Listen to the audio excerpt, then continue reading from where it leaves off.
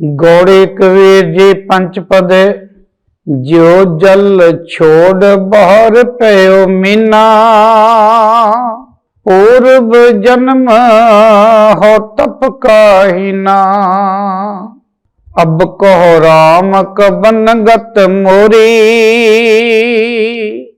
तजले बनारस मत पई थोरी। रहाओ सगल जन्म शिवपुरी गवाया, मरती बार मगहर उठ आया। बहुत बरस तप किया काशी, मरन पया मगहर की बसी। काशी मगहर सम बचारी, ओछी भगति कैसे उतरस पारी। कहो गुर गज शिव पज को जाने, मुआ कबीर रमत श्री रमे। कहो गुर गज शिव सबको जाने, मुआ कबीर रमत श्री रमे। ये शब्द सतगुर कबीर महाराज जी के मुख तो उच्चारिया होया। धन धन श्री गुरु ग्रंथ साहब चौवर छत्र दे मालक जी दे अंग 326 ते सुशोभित है। सतगुर कबीर महाराज जी इस शब्द राही समझा रहे हैं कि किसी भी जगह ते जन्म लैण दे नाल मुक्ति नहीं मिलती। किसी भी जगह ते जाके मर जाण दे नाल जेकर नाम दा कोई पुजारी है, परमात्मा दा सिमरन करने वाला है, तो वो जिस जगह ते भी मर्जी इस तन नूं छड़ देवे, उन्होंने कोई रोक नहीं सकता कि वो मुक्ति ना पावे। सो जेकर किसी जगह नूं पवित्र कहा जाता है तो इस करके कहा जाता है कि हरि दा दास, हरि दा भगत, हरि दा सेवक किसी समय उस जगह ते उसने अपने जीवन दे कुछ पल बताए या जीवन दे कुछ पल सिमरन किया अते वो मुड़ के तीर्थ बन गया। लेकिन जेकर कोई ये कहे कि उस तीर्थ ते जाण दे नाल मुक्ति मिल जाएगी, ये कभी भी पॉसिबल नहीं है। ये कभी भी संभव नहीं है कि तीर्थ ते जाण दे नाल मुक्ति मिल जाएगी, क्योंकि जेकर मन दे विच ही विकार हन तो तीर्थ नहाउण दे नाल की होगा। तीर्थां ते जाण दा तां इक्को ही मकसद है कि जिहड़े दुनिया ते नाम जप के गए है उन्हां नूं याद करके मुड़ के अपने मन दे विच परमात्मा दा सिमरन करना, भजन बंदगी करना, सिफत सलाह करनी, सच दे मार्ग नूं अपनाउणा, हर एक दा भला करना, फिर किते जाके इस जीवन दे विच मुक्ति मिल सकती है। नहीं तां तीर्थां ते जाण दे नाल, जिथे मर्जी घुम्मण दे नाल जां किसी जगह ते रहण दे नाल मुक्ति प्राप्त नहीं हो सकती। सो सतगुर कबीर महाराज जी इस शब्द दे राहीं जो समझा रहे हैं, जियो जल छोड़ बाहर पयो मीना, कहते जिमें मच्छी या मच्छ पानी तो बाहर जीवित नहीं रह सकता, वो खत्म हो जाता है, उहदा जीवन ही पानी दे विच है। इसे तरीके दे नाल साडा जिहड़ा असली जन्म है वो परमात्मा दे नाल ही साडी लिव लगी होनी चाहिए। असीं उत्थों विछड़े हैं, सानू विछोड़े का दुख है, इसे करके असीं दुखी हाँ। जदों असीं उस दे नाम दे विच जुड़ गए, सानू दुख ही कोई नहीं रहना, असीं आनंद खेड़े दे विच चले जाना। दुख तो विजोग दा ही है, क्योंकि जदों किसी तो कोई चीज़ विछड़ जाती है, जिहड़ी चीज़ प्यारी हुंदी है वो ना मिले तो उस विजोग का दुख लगता है। इस करके साडा जिहड़ा जीवन है वो इस तरीके का है। सतगुर कबीर महाराज जी समझा रहे हैं कि जिमें पानी तो बिना मच्छी जिंदी नहीं रह सकती, मच्छ जिंदा नहीं रह सकता। जिहड़ा बंदे का जीवन है ये भी तां ही जीवित है जेकर उसका नाम लेंदा है। जदों नाम तो विसर जाता है तो इसका जीवन जिहड़ा व्यर्थ है, मर जाता है, क्योंकि उन्हां दा बड़ा ही ये ਤਰੀਕਾ ਸਮਝਾਉਣ ਦਾ ਵਧੀਆ ਹੈ। ਆਖਾਂ ਜੀਵਨ ਬਿਸਰੇ ਮਰ ਜਾਓ। ਜਿੰਨੀ ਦੇਰ ਤੱਕ ਬੰਦਾ ਉਸ ਪਰਮਾਤਮਾ ਦੇ ਨਾਮ ਦੇ ਵਿੱਚ, ਸਿਮਰਨ ਦੇ ਵਿੱਚ ਲੱਗਾ ਰਹਿੰਦਾ ਹੈ ਤਾਂ ਉਨੀ ਦੇਰ ਤੱਕ ਹੀ ਉਸ ਦਾ ਜੀਵਨ ਹੈ। ਪੂਰਵ ਜਨਮ ਹੋ ਤਪ ਕਾਹੇ ਨਾ, ਕਹਿੰਦੇ ਜਿਵੇਂ ਮੱਛੀ ਪਾਣੀ ਤੋਂ ਬਿਨਾਂ ਮਰ ਜਾਂਦੀ ਹੈ, ਇਸੇ ਕਰਕੇ ਮੈਂ ਤਪ ਜਿਹੜਾ ਪਿਛਲੇ ਜਨਮ ਦੇ ਵਿੱਚ ਕੋਈ ਤੇਰਾ ਤਪ ਨਹੀਂ ਕੀਤਾ, ਤੈਨੂੰ ਯਾਦ ਨਹੀਂ ਕੀਤਾ, ਇਸੇ ਕਰਕੇ ਮੈਨੂੰ ਇਹ ਜਨਮ ਮਿਲਿਆ। ਮੇਰਾ ਮੈਂ ਤਪਹੀਣ ਸੀ, ਮੈਂ ਤੇਰੀ ਭਗਤੀ ਨਹੀਂ ਕੀਤੀ, ਇਸੇ ਕਰਕੇ ਮੈਨੂੰ ਇਹ ਜਨਮ ਮਿਲਿਆ। ਇਸ ਕਰਕੇ ਜਿਹੜਾ ਵੀ ਬੰਦਾ ਪਰਮਾਤਮਾ ਦਾ ਨਾਮ ਨਹੀਂ ਲੈਂਦਾ ਉਹਨੂੰ ਜਨਮ ਮਰਨ ਦੇ ਵਿਜੋਗ ਦੇ ਵਿੱਚ ਰਹਿਣਾ ਹੀ ਪੈਣਾ। ਕਿਉਂਕਿ ਉਹ ਕਹਿੰਦੇ ਜੰਮੇ ਮਰੇ, ਮਰੇ ਫਿਰ ਜੰਮੇ। ਬਹੁਤ ਜਿੰਨੇ ਦੇਰ ਤੱਕ ਉਹ ਜਨਮ ਲੈਂਦਾ ਰਹਿੰਦਾ ਹੈ, ਮਰਦਾ ਰਹਿੰਦਾ ਹੈ, ਉਨੀ ਦੇਰ ਤੱਕ ਜਮਾਂ ਦੇ ਨੇੜੇ ਰਹਿੰਦਾ ਹੈ। ਜਮ, ਕਿਉਂਕਿ ਇਸੇ ਕਰਕੇ ਜਮ ਦਾ ਮਤਲਬ ਹੀ ਹੈ ਕਿ ਮੌਤ ਹੋਣੀ ਹੈ, ਫਿਰ ਮੌਤ ਤੋਂ ਬਾਅਦ ਫਿਰ ਜੰਮਣਾ ਹੈ, ਫਿਰ ਮਰਨਾ ਹੈ। ਸੋ ਜਨਮ ਮਰਨ ਦੇ ਚੱਕਰ ਦੇ ਵਿੱਚ ਪੈ ਜਾਂਦਾ ਹੈ। ਸੋ ਆਓ ਇਸ ਤੋਂ ਜਿਹੜਾ ਸਾਨੂੰ ਸਤਿਗੁਰੂ ਕੋ ਸਮਝਾ ਰਿਹਾ ਹੈ, ਇਹ ਸਮਝਣ ਦੀ ਲੋੜ ਹੈ। ਅਬ ਕਹੋ ਰਾਮ ਕਵਨ ਗਤ ਮੋਰੀ, ਤਜਲੇ ਬਨਾਰਸ ਮਤ ਪੇ ਥੋਰੀ। ਕਹਿੰਦੇ ਲੋਕ ਮੈਨੂੰ ਇਹ ਕਹਿ ਰਹੇ ਆ ਕਿ ਸਾਰੀ ਉਮਰ ਤਾਂ ਬਨਾਰਸ ਦੇ ਵਿੱਚ ਕੱਟ ਲਈ, ਕਾਂਸ਼ੀ ਦੇ ਵਿੱਚ ਗੁਜ਼ਾਰ ਲਈ, ਹੁਣ ਮਰਨ ਦਾ ਸਮਾਂ ਆਇਆ ਤੇ ਮਗਹਰ ਆ ਕੇ ਬੈਠ ਗਿਆ, ਕਿਵੇਂ ਮੁਕਤੀ ਮਿਲੇਗੀ? ਕਹਿੰਦੇ ਕਿਹੋ ਜਿਹੀ ਭਗਤੀ ਹੈ ਮੇਰੀ ਕਿ ਹੇ ਰਾਮ ਇਹ ਤੂੰ ਹੀ ਜਾਣ ਸਕਦਾ ਹੈ। ਮੇਰੀ ਓਛੀ ਮੱਤ ਪੈ ਗਈ, ਮੇਰੀ ਅਕਲ ਘਟ ਗਈ। ਲੋਕ ਇਹ ਕਹਿ ਰਹੇ ਆ ਕਿ ਮਰਨ ਦੇ ਸਮੇਂ ਮਗਹਰ ਆ ਗਿਆ। ਲੋਕ ਇਹ ਕਹਿ ਰਹੇ ਹੈ ਕਿ ਸ਼ਿਵਪੁਰੀ ਦੇ ਵਿੱਚ ਜਿਹੜਾ ਜਨਮ ਲੈਂਦਾ ਹੈ ਉਹ ਮੁਕਤ ਹੋ ਜਾਂਦਾ ਹੈ ਮਨ, ਜੇ ਉੱਥੇ ਮਰੇ ਤਾਂ। ਤੇ ਜਿਹੜਾ ਗਣੇਸ਼ ਦੀ ਨਗਰੀ ਵਿੱਚ ਰਹਿੰਦਾ ਹੈ ਉਹ ਨਰਕ ਵਿੱਚ ਚਲੇ ਜਾਂਦਾ ਹੈ।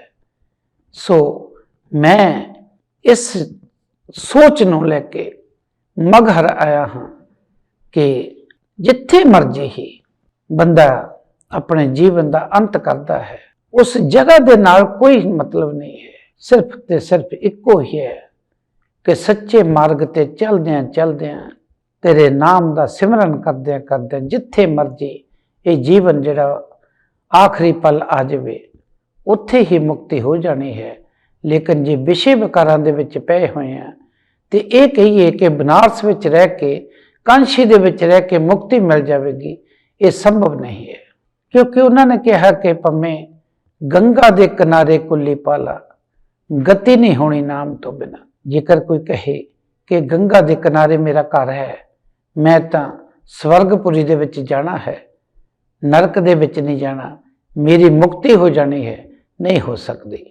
ਕਿਉਂਕਿ ਨਾਮ ਜਪਣ ਤੋਂ ਬਿਨਾਂ, ਨਾਮ ਸਿਮਰਨ ਤੋਂ ਬਿਨਾਂ, ਸੱਚੇ ਮਾਰਗ ਨੂੰ ਅਪਣਾਇਆ ਤੋਂ ਬਿਨਾਂ, ਵਿਸ਼ੇ ਵਿਕਾਰਾਂ ਨੂੰ ਤਿਆਗਿਆਂ ਤੋਂ ਬਿਨਾਂ ਕਦੀ ਵੀ ਮੁਕਤੀ ਨਹੀਂ ਹੋ ਸਕਦੀ। ਜਿੱਥੇ ਮਰਜੀ ਬੰਦਾ ਜਨਮ ਲੈ ਲਵੇ, ਜਿੱਥੇ ਮਰਜੀ ਬੰਦਾ ਜਾ ਕੇ ਮਰ ਜਾਵੇ। ਇਸ ਕਰਕੇ ਉਹਨਾਂ ਨੇ ਇਸ ਪਰੰਪਰਾ ਨੂੰ ਤੋੜਿਆ ਕਿ ਲੋਕ ਕਹਿੰਦੇ ਆ ਕਿ ਕਬੀਰ ਨੂੰ ਇਹ ਪਤਾ ਨਹੀਂ ਲੱਗਾ ਕਿ ਮਰਨ ਵੇਲੇ ਮਗਹਰ ਚਲੇ ਗਿਆ, ਕਿਉਂਕਿ ਇੱਕ ਰੀਤ ਬਣਾਈ ਹੋਈ ਸੀ ਕਿ ਸਿਰਫ ਕਾਂਸ਼ੀ ਦੇ ਵਿੱਚ ਜਿਨ੍ਹਾਂ ਨੇ ਜਨਮ ਲਿਆ, ਸ਼ਿਵਪੁਰੀ ਦੇ ਵਿੱਚ, ਕਿਉਂਕਿ ਸ਼ਿਵ ਨੂੰ ਮੁਕਤੀ ਦਾ ਉਹ ਦਾਤਾ ਕਹਿ ਰਹੇ ਆ ਤੇ ਗਣੇਸ਼ ਦੀ ਨਗਰੀ ਨੂੰ ਨਰਕ ਦਾ ਕਹਿ ਰਹੇ ਆ। ਸੋ ਮੈਂ ਤਾਂ ਇਸ ਜਗ੍ਹਾ ਦੇ ਚੱਕਰ ਦੇ ਵਿੱਚ ਨਹੀਂ, ਉਹਨਾਂ ਨੇ ਭਰਮ ਤੋੜ ਲਏ ਲੋਕਾਂ ਦਾ, ਜਾ ਕੇ ਅੰਤ ਸਮੇਂ ਮਗਹਰ ਦੇ ਵਿੱਚ ਜਾ ਕੇ ਵਾਸਾ ਕੀਤਾ। ਸਾਰੀ ਜ਼ਿੰਦਗੀ ਉਹਨਾਂ ਨੇ ਬਨਾਰਸ ਦੇ ਵਿੱਚ ਤਪ ਕੀਤਾ, ਨਾਮ ਜਪਿਆ, ਪ੍ਰਭੂ ਦੀ ਸਿਫਤ ਸਲਾਹ ਕੀਤੀ, ਗੁਣਗਾਨ ਕੀਤਾ, ਸੱਚ ਦੇ ਮਾਰਗ ਤੇ ਚੱਲੇ। ਸੋ ਕਹਿੰਦੇ ਬਹੁਤ ਬਰਸ ਤਪ ਕਿਆ ਕਾਸ਼ੀ, ਮਰਨ ਪਿਆ ਮਗਹਰ ਕੀ ਬਾਸੀ। ਲੋਕ ਕਹਿੰਦੇ ਮੈਨੂੰ ਕਹਿ ਰਹੇ ਆ ਕਿ ਸਾਰੀ ਉਮਰ ਤਾਂ ਕਾਂਸ਼ੀ ਦੇ ਵਿੱਚ ਤਪ ਕਰਦੇ ਰਹੇ, ਪਰ ਜਦੋਂ ਮਰਨ ਦੀ ਵਾਰੀ ਆਈ ਤਾਂ ਕਬੀਰ ਮਹਾਰਾਜ ਜੀ ਮਗਹਰ ਨੂੰ ਚਲੇ ਗਏ।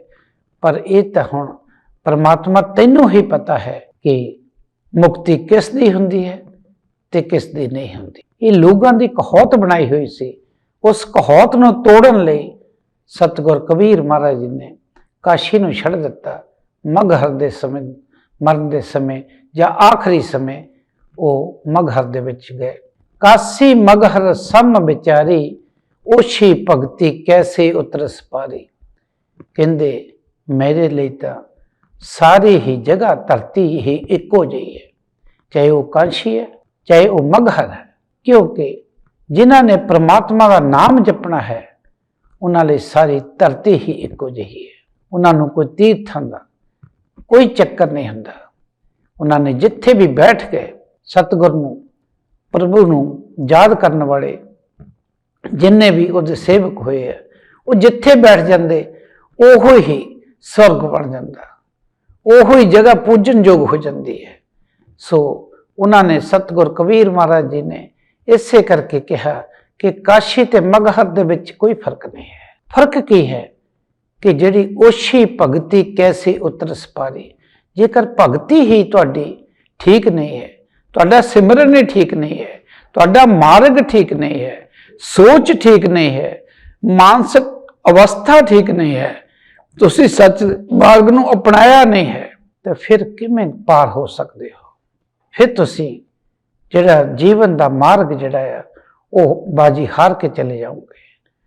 ਇਸ ਕਰਕੇ ਉਹ ਜੀਵ ਨੂੰ ਸਮਝਾਉਣ ਦਾ ਉਹਨਾਂ ਦਾ ਮਤਲਬ ਹੈ ਕਿ ਕੋਈ ਜਗ੍ਹਾ ਮਾੜੀ ਨਹੀਂ ਹੁੰਦੀ, ਕੋਈ ਜਗ੍ਹਾ ਚੰਗੀ ਨਹੀਂ ਹੁੰਦੀ।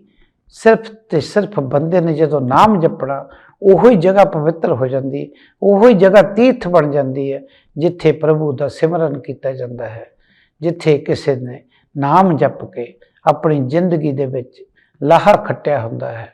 ਸੋ ਜੇਕਰ ਭਗਤੀ ਹੀ ਕਰਨ ਦਾ ਤਰੀਕਾ ਨਹੀਂ ਹੈ, ਨਾਮ ਜਪਣ ਦਾ ਤਰੀਕਾ ਨਹੀਂ ਹੈ, ਮਾਰਗ ਤੇ ਚੱਲਣ ਦਾ ਤਰੀਕਾ ਨਹੀਂ ਹੈ, ਵਿਸ਼ੇ ਵਿਕਾਰਾਂ ਦੇ ਵਿੱਚ ਜ਼ਿੰਦਗੀ ਬਤੀਤ ਕਰੀ ਜਾਣੀ ਹੈ, ਤਾਂ ਫਿਰ ਜਗ੍ਹਾ ਨੇ ਕੁਛ ਵੀ ਨਹੀਂ ਕਰਨਾ। ਕਹੋ ਗੁਰ ਗੱਜ ਸ਼ਿਵ ਸਭ ਕੋ ਜਾਣੇ।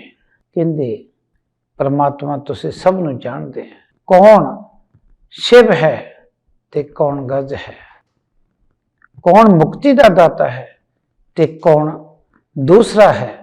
ਇਹ ਸਭ ਕੁਝ ਪਰਮਾਤਮਾ ਆਪ ਜਾਣਦਾ ਹੈ। ਮੋਆ ਕਬੀਰ ਰਮਤ ਸ਼੍ਰੀ ਰਾਮੇ। ਕਿਉਂ ਕਿ ਸਤਿਗੁਰ ਕਬੀਰ ਮਹਾਰਾਜ ਜੀ ਕਹਿੰਦੇ ਜਿਨ੍ਹਾਂ ਨੇ ਆਪਣੇ ਆਪ ਨੂੰ ਖਤਮ ਕਰ ਲਿਆ, ਆਪਣੀ ਮੈਂ ਨੂੰ ਖਤਮ ਕਰ ਦਿੱਤਾ, ਇਸ ਮੋਹ ਮਾਇਆ ਤੋਂ ਦੂਰ ਹੋ ਗਏ, ਉਹ ਤਾਂ ਉਸ ਪਰਮਾਤਮਾ ਦੇ ਵਿੱਚ ਰਮ ਜਾਂਦੇ ਹੈ, ਉਸ ਪਰਮਾਤਮਾ ਦੇ ਵਿੱਚ ਲੀਨ ਹੋ ਜਾਂਦੇ ਹੈ। ਸੋ ਉਹਨਾਂ ਨੂੰ ਇਸ ਦੁਨੀਆ ਦੇ ਨਾਲ ਕੋਈ ਮਤਲਬ ਨਹੀਂ ਰਹਿ ਜਾਂਦਾ, ਕਿਉਂਕਿ ਉਹਨਾਂ ਦੀ ਮੈਂ ਜਦੋਂ ਖਤਮ ਹੋ ਗਈ। ਇਸੇ ਕਰਕੇ ਸਤਿਗੁਰ ਰਵਿਦਾਸ ਮਹਾਰਾਜ ਜੀ ਕਹਿ ਰਹੇ ਹੈ, ਜਬ ਹਮ ਹੋਤੇ ਤਬ ਤੋ ਨਾਹੀਂ, ਅਬ ਤੋ ਹੀ ਮੈਂ ਨਾਹੀਂ। ਜਿੰਨੀ ਦੇਰ ਤੱਕ ਬੰਦੇ ਦੇ ਵਿੱਚ ਮੈਂ ਹੈ ਜਾਂ ਉਹ ਮੋਹ ਮਾਇਆ ਦੇ ਵਿੱਚ ਹੈ, ਉਨੀ ਦੇਰ ਤੱਕ ਪਰਮਾਤਮਾ ਦਾ ਉਸ ਦੇ ਵਿੱਚ ਵਾਸਾ ਨਹੀਂ ਹੁੰਦਾ, ਪਰਮਾਤਮਾ ਦੇ ਵਿੱਚ ਉਹ ਲੀਨ ਵੀ ਨਹੀਂ ਹੋ ਸਕਦਾ। ਸੋ ਆਖਰ ਜਿਹੜਾ ਉਹਨਾਂ ਦਾ ਕਹਿਣਾ ਹੈ ਕਿ ਬੰਦੇ ਨੂੰ ਆਪਣੀ ਮੈਂ ਜਿਹੜਾ ਮਾਰ ਲੈਂਦਾ, ਉਹ ਤਾਂ ਉਹਦੇ ਵਿੱਚ ਰਮ ਜਾਂਦਾ, ਜਗ੍ਹਾ ਨੇ ਕੁਛ ਵੀ ਨਹੀਂ ਕਰਨਾ। ਚਾਹੇ ਮਗਹਰ ਹੋਇਆ, ਚਾਹੇ ਕਾਸ਼ੀ ਹੋਈ, ਚਾਹੇ ਬਨਾਰਸ ਹੋਇਆ, ਜਿੱਥੇ ਵੀ ਉਸ ਦਾ ਅੰਤਕਾਲ ਹੋਣਾ ਹੈ, ਜਿਸ ਪਰਮਾਤਮਾ ਦਾ ਜਿਸ ਨੇ ਨਾਮ ਜਪਿਆ, ਉਸ ਪਰਮਾਤਮਾ ਨੂੰ ਯਾਦ ਕਰਦੇ ਕਰਦੇ ਉਹ ਜਿੱਥੇ ਮਰਜ਼ੀ ਆਪਣੇ ਤਨ ਨੂੰ ਖਤਮ ਹੋ ਜਾਵੇ, ਉਸ ਦਾ ਤਨ ਕਰ ਲੈਂਦਾ ਹੈ ਜਾਂ ਹੋ ਜਾਂਦਾ ਹੈ, ਜਾਂ ਉਸ ਦੇ ਅੰਤਕਾਲ ਆ ਜਾਂਦਾ ਹੈ। ਉਹ ਤਾਂ ਉਸ ਪਰਮਾਤਮਾ ਦੇ ਵਿੱਚ ਲੀਨ ਹੋਏ ਹੁੰਦੇ ਹੈ, ਜਿਨ੍ਹਾਂ ਨੇ ਆਪਣੇ ਸੱਚ ਦੇ ਮਾਰਗ ਨੂੰ ਅਪਣਾਇਆ ਹੁੰਦਾ, ਵਿਸ਼ੇ ਵਿਕਾਰਾਂ ਨੂੰ ਖਤਮ ਕੀਤਾ ਹੁੰਦਾ, ਆਪਣੇ ਆਪ ਦੀ ਮੈਂ ਨੂੰ ਮਾਰਿਆ ਹੁੰਦਾ। ਸੋ ਇਸ ਸ਼ਬਦ ਤੋਂ ਸਤਿਗੁਰ ਕਬੀਰ ਮਹਾਰਾਜ ਜੀ ਜੋ ਸਮਝਾਉਂਦੇ ਹੈ, ਆਪਣੇ ਜੀਵਨ ਦੇ ਵਿੱਚ ਬੰਦੇ ਨੂੰ ਪਰਮਾਤਮਾ ਦਾ ਸਿਮਰਨ ਕਰਦੇ ਕਰਦੇ ਅਪਣਾਉਣਾ ਚਾਹੀਦਾ ਹੈ, ਤਾਂ ਕਿ ਇਹ ਜੀਵਨ ਜਿਹੜਾ ਮਨੁੱਖਾ ਜੀਵਨ ਹੈ, ਇਸ ਦੇ ਵਿੱਚ ਆਪਾਂ ਜੀਵਨ ਜਿਹੜਾ ਸਫਲ ਕਰਕੇ ਜਾਈਏ, ਵਿਅਰਥ ਨਾ ਚੱਲ ਜਾਵੇ, ਮੁੜ ਕੇ ਜਨਮ ਮਰਨ ਦੇ ਚੱਕਰ 'ਚ ਨਾ ਪੈ ਜਾਈਏ। ਸੋ ਸੱਚ ਦੇ ਮਾਰਗ ਨੂੰ ਅਪਣਾਉਂਦੇ ਹੋਏ ਅੱਗੇ ਵਧਣ ਦੀ ਲੋੜ ਜੀਵਨ ਨੂੰ ਜੋ ਸਤਿਗੁਰ ਕਬੀਰ ਮਹਾਰਾਜ ਸਮਝਾ ਰਹੇ ਹੈ, ਉਹ ਕਰਨੀ ਚਾਹੀਦੀ, ਸਿੱਖਣੀ ਚਾਹੀਦੀ। ਇਸ ਸ਼ਬਦ ਤੋਂ ਜੋ ਵੀ ਭਾਵ ਅਰਥ ਹੈ, ਉਸ ਤੋਂ ਸਿੱਖਣ ਦੀ ਲੋੜ ਹੈ ਕਿ ਕੋਈ ਵੀ ਜਗ੍ਹਾ ਮਾੜੀ ਨਹੀਂ ਹੈ, ਸਾਰੀਆਂ ਜਗ੍ਹਾ ਚੰਗੀਆਂ ਹੁੰਦੀਆਂ, ਲੇਕਿਨ ਆਪਣਾ ਬੰਦੇ ਦਾ ਮਨ ਜਿਹੜਾ ਹੈ, ਜੇਕਰ ਉਹ ਕਾਬੂ ਨਹੀਂ ਉਹਨੇ ਕੀਤਾ, ਉਹਨੂੰ ਅਡੋਲ ਅਵਸਥਾ ਦੇ ਵਿੱਚ ਨਹੀਂ ਲੈ ਕੇ ਜਾਂਦਾ, ਸੱਚ ਦੇ ਮਾਰਗ 'ਤੇ ਨਹੀਂ ਚੱਲਦਾ, ਤੇ ਫਿਰ ਜਗ੍ਹਾ ਨੇ ਕੁਛ ਵੀ ਨਹੀਂ ਕਰਨਾ। ਸੋ ਇਸ ਸ਼ਬਦ ਤੋਂ ਉਚਾਰਦੇ ਹੋਏ, ਇਸ ਸ਼ਬਦ ਨੂੰ ਪੜ੍ਹਦੇ ਹੋਏ ਕਈ ਗਲਤੀਆਂ ਹੋਈਆਂ ਹੋਣਗੀਆਂ, ਸੋ ਮਾਫ ਕਰੇ ਪਰਮਾਤਮਾ, ਗੁਰੂ ਮਹਾਰਾਜ ਦੀ ਗਲਤੀਆਂ ਨੂੰ ਮਾਫ ਕਰਨ ਅਤੇ ਅੱਗੇ ਤੋਂ ਸ਼ੁੱਧ ਬਾਣੀ ਪੜ੍ਹਨ ਦਾ ਉਚਾਰਨ ਦਾ ਬਲ ਬਖਸ਼ਣ। ਸੋ ਆਓ ਗੁਰੂ ਮਹਾਰਾਜ ਦੇ ਚਰਨਾਂ ਦੇ ਵਿੱਚ ਬੇਨਤੀ ਅਰਦਾਸ ਕਰਦੇ ਹੋਏ ਫਤਿਹ ਬੁਲਾਈਏ। ਵਾਹਿਗੁਰੂ ਜੀ ਕਾ ਖਾਲਸਾ, ਵਾਹਿਗੁਰੂ ਜੀ ਕੀ ਫਤਿਹ।